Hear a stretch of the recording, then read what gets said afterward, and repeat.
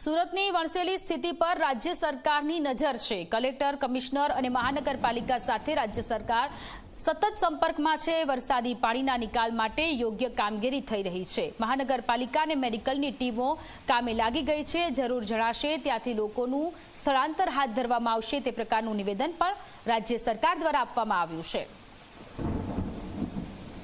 સફાઈની કામગીરી બી પૂર્ણ કરવામાં આવી હતી, પરંતુ આજે વહેલી સવારે જે વરસાદ પડ્યો છે, ઘણી જગ્યા પર સવારે જે પાણી ભરાયા હતા એમાંથી મોટાભાગની જગ્યાઓ પરથી પાણી મોટર અને બીજી કામગીરી કરીને પાણી નીકળી બી ગયા છે, પરંતુ આ કામગીરી હમણાં બી ચાલુ છે। આખી ટીમ, કલેક્ટર, મ્યુનિસિપલ કમિશનર, પોલીસની આખી ટીમ એ ફિલ્ડ પર છે।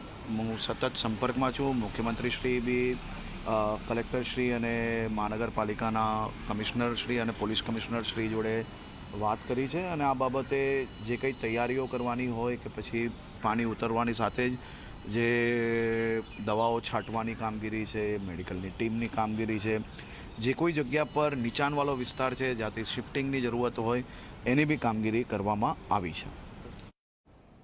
તો હવામાન નિષ્ણાંત અંબાલાલ પટેલે આગાહી કરી છે। અનરાધાર